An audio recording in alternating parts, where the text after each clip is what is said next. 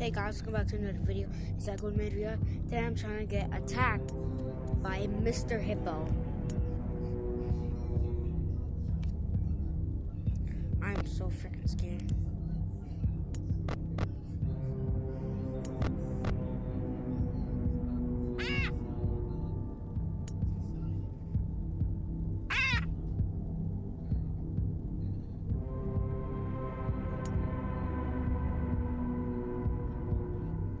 I'm trying to get his cutscene, Mr. Hippo's cutscene.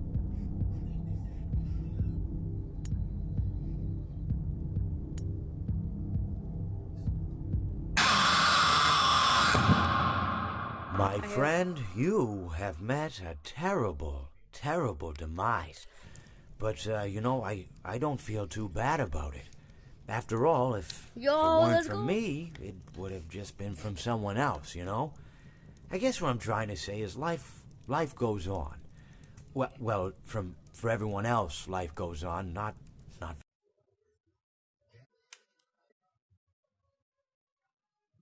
one summer day in the park, I was having just a delightful picnic with my good friend Orville. And I said to him, Orville, I have a story. And he said to me, what's the significance of the story? And I said to him, Orville, not every story has to have significance, you know? Sometimes a story is just a story. If you try to read into every little thing and find meaning in everything anyone says, you'll just drive yourself crazy. Had a friend do it once. Wasn't pretty. We talked about it for years. And not only that, but you'll likely end up believing something you shouldn't believe, and thinking something you shouldn't think, or assuming something you shouldn't assume, you know?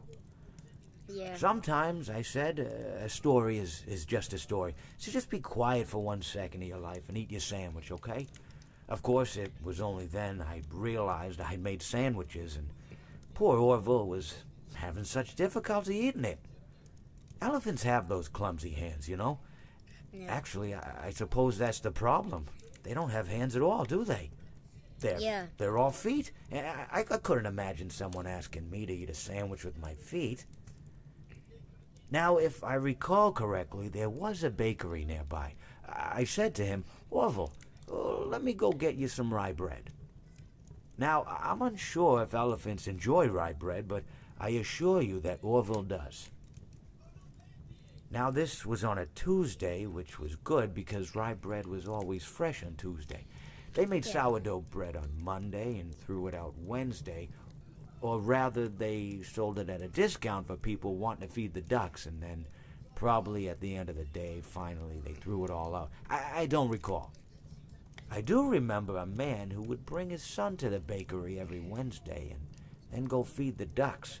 He would buy all of the sourdough bread. Of course, you know, you're not supposed to feed the ducks sourdough bread at all. It swells up in their stomach and then they all die.